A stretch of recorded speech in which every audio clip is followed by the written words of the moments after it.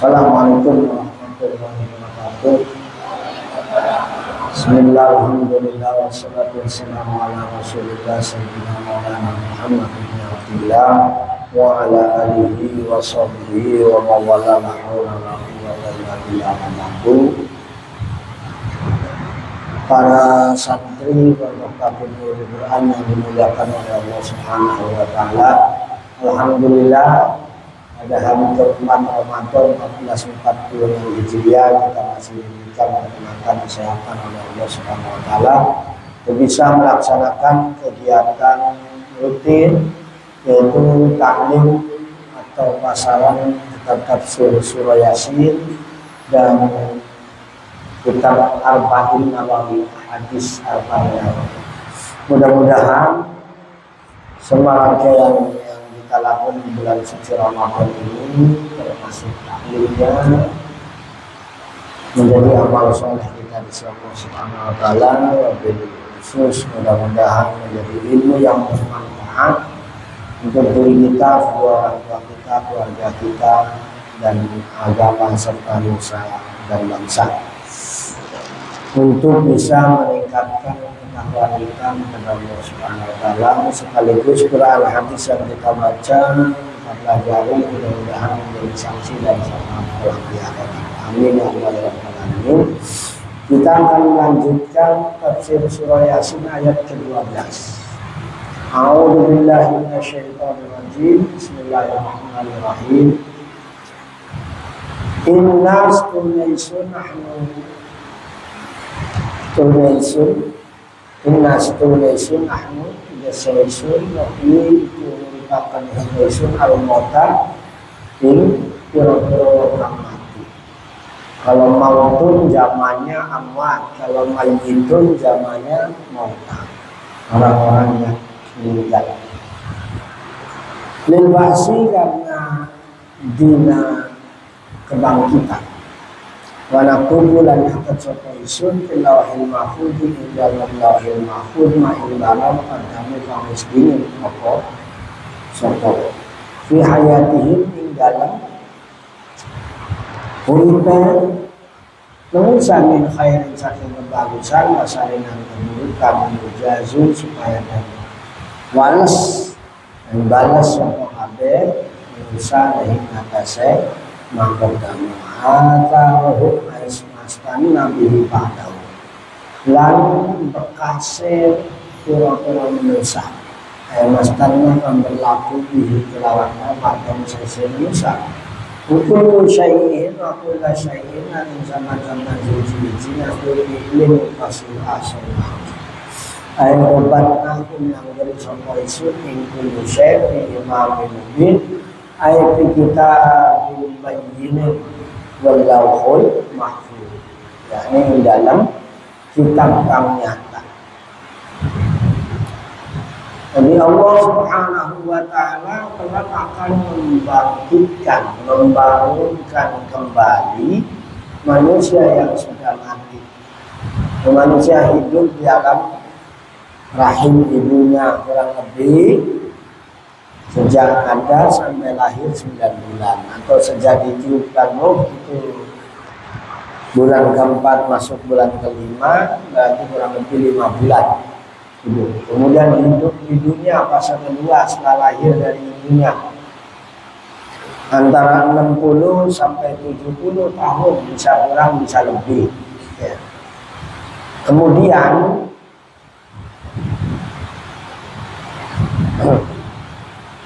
alam barzah, yaitu di mana alam menanti kita akan menuju akhirat selama-lamanya. Jadi antara dunia dan akhirat itu ada alam barzah. Disitulah manusia hidup kembali setelah dicabut ruhnya, berpisah dengan dunia, masuk ke alam barzah. Berapa tahun lamanya ya, sesuai dari mulai kematiannya sampai yaumul ba'si, yaitu di mana manusia nanti dibangkitkan setelah Allah porak-porandakan dunia ini, Allah kiamatkan dunia ini ya, Baru ditiup kedua oleh Israfil itu untuk membangkitkan semua makhluk manusia yang telah meninggal dunia.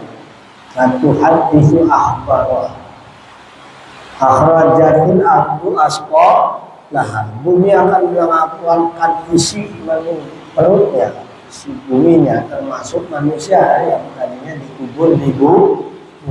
Nah itu namanya yaumal ba'tsi, manusia akan dibangkitkan. Dan Allah akan memberitahu kepada setiap manusia nanti setelah dikumpulkannya manusia tentang catatan amal kebaikan, amal keburukan yang dilakukannya di masa di dunia sebelum dia meninggal. Min khairin wa syarrin. Apakah dia waktu di dunia banyak perbuatan baiknya atau buruknya, maka itu akan diperlihatkan oleh Allah Subhanahu wa taala sesuai catatannya. Liyujazu alaihi. Allah ingin membalas secara sempurna kepada semua manusia yang telah berbuat baik maupun buruk. Maka kematian itu adalah sebagai pintu pembalasan dari Allah Subhanahu wa taala yang kelak dibalas secara sempurna. Kullu nafsin dha'iqatul maut wa innama tuwaffawna ujurakum yaumal qiyamah. Jadi setiap orang yang bernafas, setiap orang yang makhluk yang hidup itu pasti mati, pasti mencicipi kematian. Kenapa? Wa innama tuwaffawna ujurakum yaumal qiyamah. Karena Allah ingin membalas kita manusia semua yang hidup dengan balasan yang sempurna, tuwaffawna ujurakum.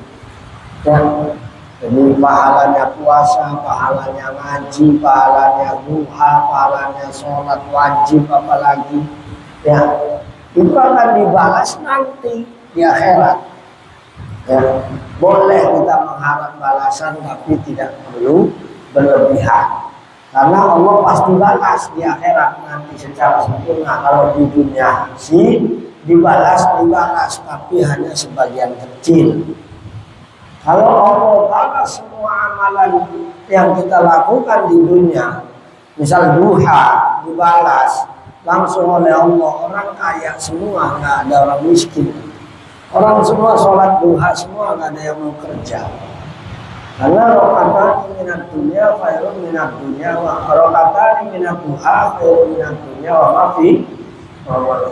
Dua rokat duha saja nilainya menurut Rasulullah SAW lebih baik daripada dunia seisinya.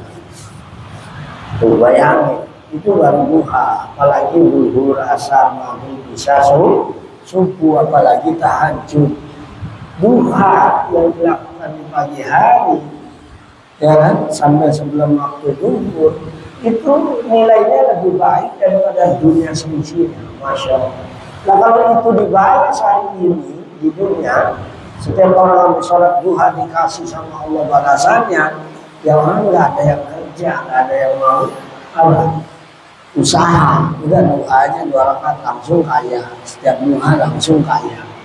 Tapi Allah tidak demikian untuk menguji manusia, percaya enggak bakal dikasih seperti itu. Makanya Allah menunda semua balasannya itu ujurakum yaumal qiyamah. Dikumpulin semua amal kebaikan kita, nanti akan diberikannya apa? Ya kiamat, ma'akarona kulla sena fi imamin mubin. Nanti ada catatannya semua, ya, yang baik, yang buruk, yang nampak, yang tidak nampak, yang sembunyi, yang terang-terangan, semuanya akan ditunjukkan oleh Allah nanti di akhir. Wa lahum masalan ashabal qaryah ija'al mursal. Ija'al masalah. Wadrib asalnya mukul, tapi tidak setiap makna doroba itu memukul. Karena di sini maknanya ij'al. Jadi karena ada bagi mereka Dan dia kenal Allah sira lalu maring mereka maring ya alladzina masalah yang contoh yakni ashabul qaryah orang-orang kampung Irja'aha tatkala tekau ha ing qaryah sapa al-mursalun wong kang den utus.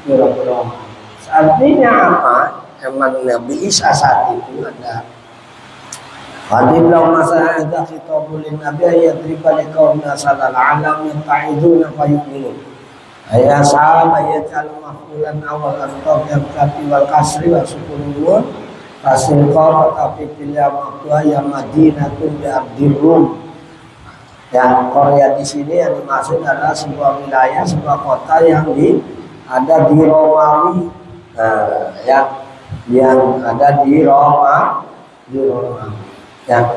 Di situ Anna Isa alaihissalam bahasa Rasulullah minal hawariyin ila ahli Antioquia ismu Hadim Masodiq wasani Masdum.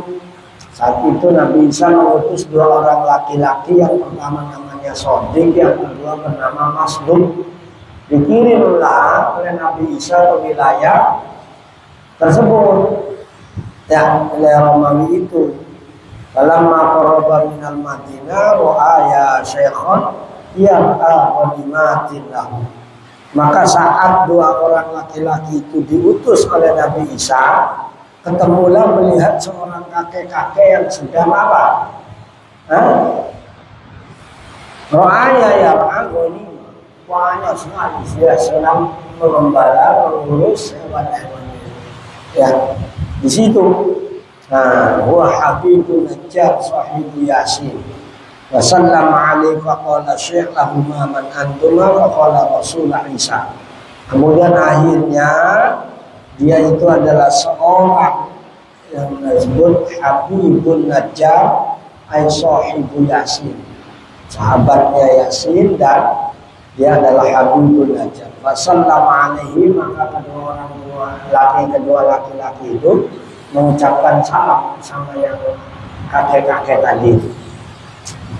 Kata kakek, kalau saya tahu maman antum, siapa anda berdua datang ke sini itu? Kola, mereka berkata keduanya Rasulullah Isa alaihissalam dan hukum min ibadatil awsan ila ibadatil rahman. Saya adalah utusannya Nabi Isa yang diutus ke sini untuk mengajak orang agar menyembah Allah, meninggalkan menyembah berhala. Faqala aku ma'aya, apakah kalian ada tandanya itu? Qala na'am nasfil maridu wa nubri'ul akma wal abrasa bi'idnillahi ta'ala wa dhalika karamatul lahuma wa mu'jizatun linabiyihima li'annahu lamma arsalahuma aydiyahuma ayyadahuma bimu'jizatihi.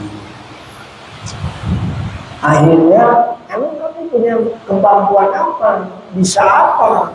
Ngajak orang untuk menyembah Allah, meninggalkan menyembah berhala dan menyembah yang lainnya selain Allah. Kata laki-laki tadi, saya kesini diberikan kemampuan, kemuliaan, karomah oleh Allah melalui Nabi Isa. Saya bisa menyembuhkan orang yang sakit. Nah, gitu kata dia.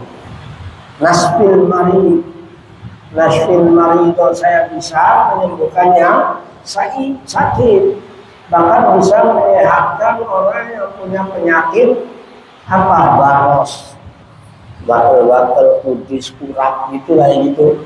Bisa sembuh insya Allah atas izin Allah subhanahu wa ta'ala. Itu semua karena kemuliaan karomah yang Allah berikan kepada keduanya dan mukjizat nabinya, yakni Nabi Isa. Itu akhirnya apa? Wajah di karomatullah wa mukjizatullah li nabiyima li'annahu lamma arsala ayyadahuma bi mukjizatihi. Karena setiap Allah mengutus Rasulnya, itu Allah berikan kekuatan dengan mukjizatnya. Dan mukjizatnya Nabi ini, ya kan, Nabi berikan sebagai bekal kepada orang yang diutusnya. Qala Syekh, inna li ibnan maridun mundu sinin qala fantalaqa bina manduru halahu fa'ata bihi famasaha ibnahu faqama fil waqti bi'inillahi ta'ala sahihan. Akhirnya kata syekhnya yang tadi yang tua itu bilang kepada anak muda yang diutus oleh Nabi Isa itu, dua laki-laki Sodik dan Masduk. Nah, saya punya anak tapi sakit udah lama, mundur sini beberapa tahun belum sembuh-sembuh. Kalau engkau bisa nyembuhin, tolong sembuhin anak saya. Akhirnya apa? Diajaklah dua pemuda tadi yang bernama Sodik dan Soduk untuk mengobati anaknya kakek-kakek tadi. Fantalaqa bina manduru halahu fa'ata bihi famasaha ibnahu. Tapi begitu nyampe cuma mengusap doang, famasaha. Diusap doang, ya. Anaknya yang sakit itu lumpuh tadi, nggak bisa jalan, diusap langsung faqama fil waqti bi'idnillahi ta'ala sahihan. Langsung bisa berdiri, atas izin Allah dia sembuh bisa jalan. Nah itu kehebatan ya. Jadi Nabi Isa terkenal mukjizatnya itu adalah bisa menyembuhkan berbagai macam penyakit. Bahkan termasuk penyakit yang lumpuh, penyakit buta, stroke kalau zaman sekarang. Diusap gini aja sembuh. Itu mukjizatnya Nabi Isa. Maka salah satu di antaranya lagi Nabi Isa bisa menghidupkan orang yang sudah meninggal atas izin Allah. Itu mukjizatnya Nabi Isa. Nah, mukjizat ini Nabi Isa kasih ke orang kepercayaannya yang tadi diutus untuk dakwah mengajak orang lain menyembah Allah Subhanahu wa ta'ala. In arsalna ilaihim musnaini faqaddabuhuma fa'azzazna bisalisi faqalu inna ilaikum mursalun. Qalu ma antum illa basyarun misluna wa ma anzala rahmanu min syai'in in antum illa takdzibun. Qalu rabbuna ya'lamu inna ilaikum lamursalun wa ma 'alaina illal balaghul mubin. Tapi manusia ya setelah diberikan pertolongan, diberikan bantuan ya ini dengan mengobati anaknya, mengobati orang-orang lain yang sakit, bukannya terima kasih, fakadzabuhuma. Mereka membohong, mengingkari dua pemuda tadi. Tuh ya, itu manusia. Kadang-kadang nggak ada terima kasihnya. Udah dibantu, ditolong, dididik ya, tapi nggak ada terima kasihnya manusia. Malah membangkang. Itu dari dulu ada watak begitu, orang kafir itu begitu. Kalau orang iman jangan, kita harus terima kasih sama orang yang telah berbuat baik sama kita ya. Terima kasih itu nggak mesti harus dengan uang, karena kita memang nggak punya uang kalau santri. Terima kasih kita kepada orang tua, kepada guru itu ya dengan ketundukan dan kepatuhan, jangan bangkang. Fakadzabuhu itu membohongi, di depannya baik, di belakang nggak baik, itu paling nyakitin. Mendingan sekalian bangkang, jelas, tinggal suruh pulang. Depan pura-pura baik, tapi di belakang nggak baik, itu kayak orang munafik. Allah paling murka sama orang yang model begitu, lupa nunduk-nunduk di belakang, kurang ajar. Ya, nah itu banyak contohnya. Zaman dulu itu begitu, sampai sekarang ada orang yang seperti itu. Diperlakukan baik, tapi apa? Jahat balasannya. Fakadzabuhu. Fa'azzazna ma'aikuwainal insana bisalisin. Akhirnya kata Allah, aku perkuat lagi dua orang itu dengan orang yang ketiganya. Bisa tadinya diutus 2 orang, karena ternyata 2 orang dilemahkan, dibohongi, diingkari. Nah, Allah utus lagi, tambah lagi 1 lagi dengan Nabi Isa utus lagi, itu orangnya diperkuat lagi. Qawaina al-Ismail, bisa diisi dengan yang ketiga, faqalu inna ilaikum mursalun, sesungguhnya kami, kata yang bertiga ini, berkata kepada kaum masyarakat Romawi waktu itu, inna ilaikum mursalun, kami adalah orang yang diutus untuk kalian semuanya. Qalu ma antum illa basyarun misluna, tapi mereka menjawab, masyarakat saat itu, tidaklah kalian kecuali manusia seperti kami. Nah, itu ungkapan orang yang sombong, orang yang bangka. Ngapain hormatin dia, ngapain tunduk sama dia, dia juga sama sama kita. Itu bahasa-bahasa orang bangka itu. Apa yang dihormati, dia juga sama sama kita. Jadi melihatnya secara kasat mata, sama hanya iblis ya, tidak mau tunduk hormat sama Adam karena merasa lebih baik. Ini sifat sombong itu ya. Hati-hati, bisa jadikan orang celaka itu karena sombong. Kamu hormati, apaan? Hormati apa? Oh, itu sering tuh bahasa. Lihat orang yang begini, dijamin gak berkah, dijamin bakal orang ini gak banyak kebaikannya karena sombong. Rabbul haq, menolak kebenaran. Lihatin aja orang yang gak mau hormat sama orang, yang gak memuliakan orang lain, itu lihat aja hidupnya. Yang sombong itu satu saat waktu Allah, kata Allah, kata Nabi, orang yang sombong itu akan Allah hembuskan, Allah rendahkan di dunia dan di akhirat. Tapi orang yang tawadhu, orang yang rendah hati, menghormati orang lain, memuliakan orang lain, rafa'ahullah, Allah angkat derajatnya. Sudah, itu aja. Mana ada orang sombong yang hidupnya bahagia? Mana ada orang sombong yang hidupnya sukses? Nggak ada. Orang sombong pasti sengsara. Karena Allah turunkan, Allah rendahkan derajat. Fir'aun yang segitu hebatnya sombong, hancur, tenggelam di laut. Namrud sama, segitu hebatnya, hancur. Qarun segitu kayanya, luar biasa, paling terkaya di zamannya, sombong, ditenggelamkan di dalam bumi. Fir'aun di laut. Kita mau niru, ya Aziz, kamu tuh nggak mau hormati orang, hati-hati loh, nggak mau hormati yang lain, jangan ngerasa jagoan di sini, ya hati-hati kamu, paham? Siapa yang sombong, apalagi kelas kita, manusia raja aja, orang kaya sombong. Ini kalian sama dengan kita, apa tunduk. Wah, bahaya itu. Wa ma'anzalallahu min syai'in antum illa taqtulun.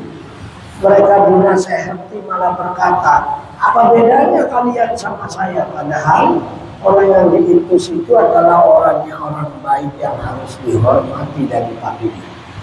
Karena dia adalah delegasi dari Nabi Isa. Bukan Nabi Isa-nya, itu delegasi. Wa ma anzalallahu min syai'in antum illa taqtulun. Orang yang enggak menghormati orang yang lebih tua, enggak memuliakan anak yang lebih kecil, ya. Allah tidak akan menghormati. Enggak muliain orang yang lebih tua, apalagi guru dan orang tua.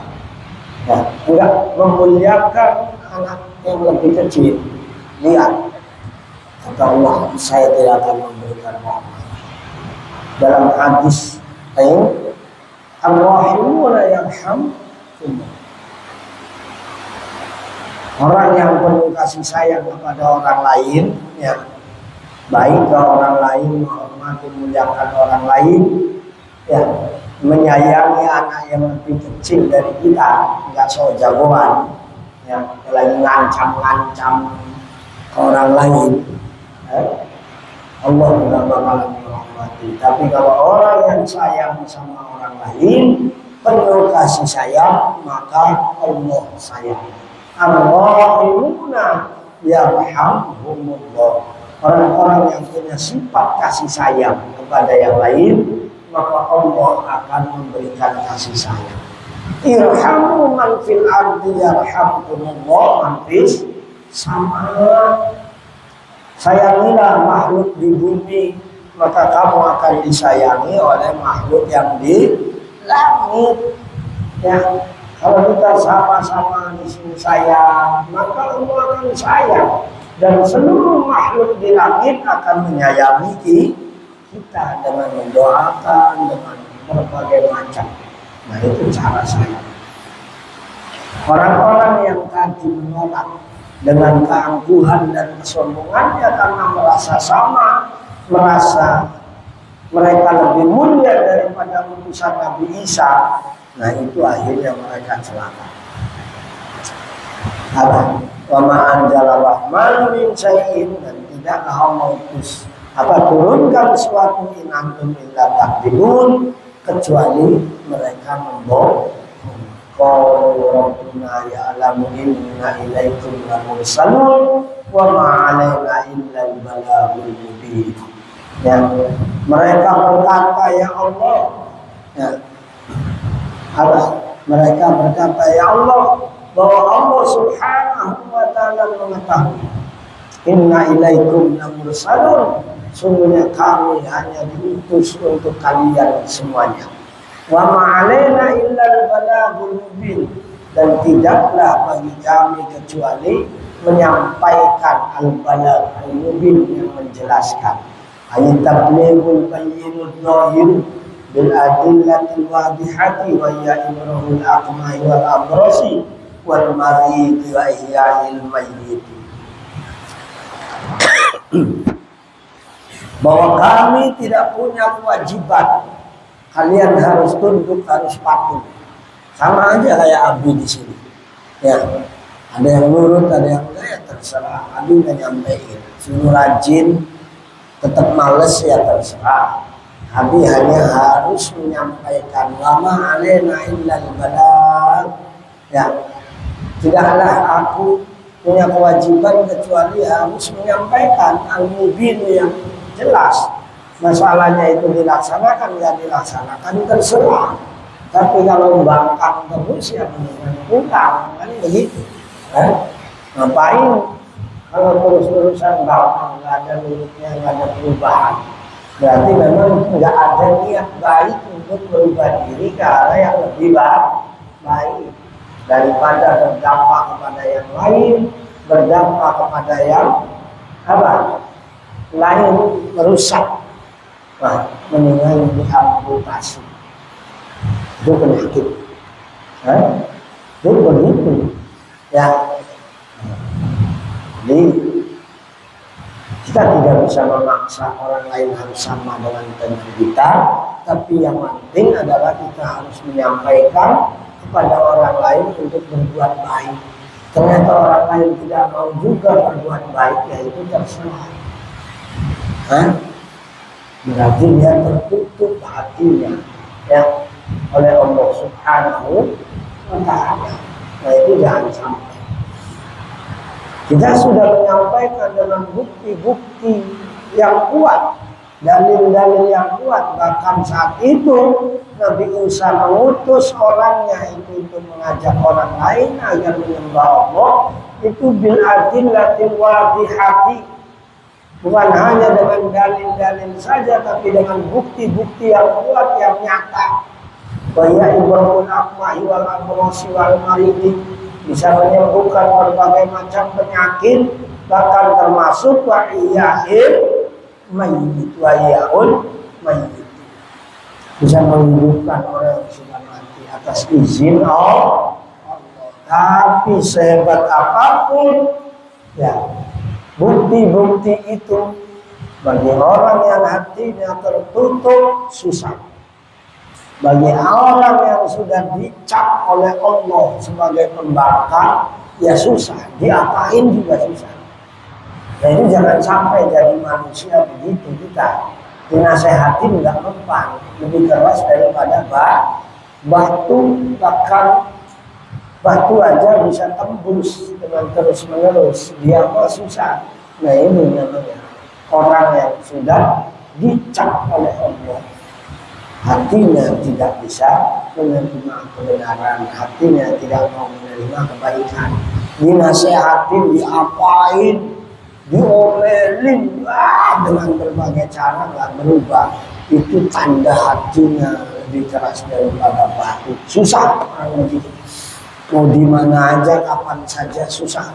Kecuali Allah cabut, ya Allah rubah hatinya. Kalau dengan manusia susah, ya, jangan sampai jadi manusia kepala batu, susah dibilangin, ya, tidak mau dinasehati. Jangan sampai seperti orang-orang Rum yang didatangi oleh utusan Nabi siapa? Oleh Nabi Isa, ya, 2 orang, 8 akhirnya 3 orang. Dinasehatin malah berkata apa? Qalu ma antum illa basyarun misluna. Kalian datang kemari, datang ke kami mengajak untuk menyembah Allah, emang kamu siapa? Sombong. Kamu tidak ada bedanya, kalian tidak ada bedanya dengan kami. Ngapain nasihatin kami? Nah itulah orang-orang pembangkang, orang-orang yang sombong, yang merasa dirinya lebih baik dari orang lain. Padahal orang lain itu ingin menolong, mengajak mereka untuk apa? Selamat dunia akhirat dengan menyembah kepada Allah. Nah itu sebagian manusia itu, sekelompok manusia itu ada yang sudah dicap oleh Allah susah. Khatamallahu ala qulubihim wa ala sam'ihim wa ala absarihim Isyawatu walahum azabun hati. Ada di antara manusia yang punya hati, punya telinga, punya mata, tapi semua sudah distempel, ditutup oleh Allah untuk menerima kebaikan dan kebenaran. Dia melihat, tapi tidak berfungsi pendengar. Dia mendengar, tahu, tapi dia tidak masuk ke dalam hatinya. Hatinya tidak mau untuk menerimanya. Hatinya sudah menolak semua kebenaran. Nah itu yang oleh Allah akhirnya walahum adzabun. Itu orang kafir. Orang muslim ada banyak. Orang muslim juga yang susah dinasehatin, susah dibilangin, sudah susah diajak kebenaran. Tapi sekali lagi tadi wa ma'alaina illa balagul mubin. Kita hanya punya kewajiban untuk menyampaikan, tidak ada kewajiban untuk memberikan kepada mereka hidayah atau ketunjukan kepada kita. Jadi tugas kita ini ya kama sobil haq atau sobis untuk terus saling nasihat menasihat. Ternyata yang dinasehati nggak mau, yang dinasehati bahkan itu udah wilayah Allah. Ya, itu wilayah Allah.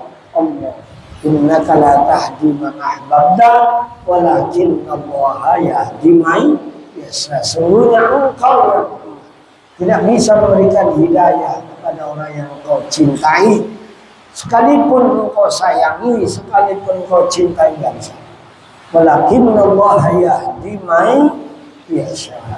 Ya, tapi Allah lah yang akan memberikan petunjuk pada siapa saja yang dikehendaki oleh Allah Subhanahu wa ta'ala. Mungkin itu saja dapat disampaikan pada kesempatan yang baik ini. Mudah-mudahan bermanfaat untuk menggugah hati kita. Kalau masih terus keras, nggak ada hubungannya, susah, ya kan? Mudah-mudahan manusia itu bisa berubah ke arah yang lebih baik, bukan mempertahankan keburukan dan ketidakbaikannya karena kesombongannya. Inilah fungsinya agama, fungsinya Quran, fungsinya hadis, fungsinya ilmu, fungsinya kita ngaji supaya tahu kita ini termasuk yang bangkang apa enggak, yang susah dinasehatin apa enggak. Nah itulah supaya tahu. Karena ada orang sudah bangkang, sudah susah dinasehatin tapi masih ngerasa benar. Gak pernah ngerasa salah, minta maaf, saya pengen berubah, itu nggak ada. Itu ada yang begitu. Dinasehatin, dibilangin, disebagainya, tetap merasanya benar. Nah, bahwa dia orang yang baik, orang yang benar, yang lain belum betul, itu bahaya. Ya, manusia seperti itu adalah bahaya. Alhamdulillah. Demikian disampaikan, mudah-mudahan sekali lagi menjadi amal soleh kita bersama Subhanahu wa taala, dan kita doakan khusus ya untuk namanya Pak yang malam meninggal dunia, yang hari ini dibawa semalam, hari ini ke Blora Jawa Tengah, di Blora. Mudah-mudahan almarhumah namanya Pak diampuni segala kesalahan dan dosanya, diterima amal ibadahnya, kuburannya dijadikan kelompok menjadi jannah, dan telah digolongkan menjadi ahli surga Allah Subhanahu wa taala dengan syafaat Rasulullah SAW. Sekaligus keluarga yang ditinggalkan semuanya, khususnya anak-anak teman kita, sahabat kita, diberikan ketabahan kesabaran oleh Allah Subhanahu wa taala. Al-Fatihah. A'udzubillahi minasyaitonir rajim. Bismillahirrahmanirrahim. Alhamdulillahirabbil alamin arrahmanir rahim maliki yaumiddin. Iyyaka na'budu wa iyyaka nasta'in. Ihdinas siratal mustaqim. Shiratal ladzina an'amta 'alaihim ghairil maghdubi 'alaihim waladdallin. Demikian kurang lebihnya, mohon maaf. Wallahu muwaffiq ila aqwamit thoriq. Wassalamualaikum warahmatullahi wabarakatuh.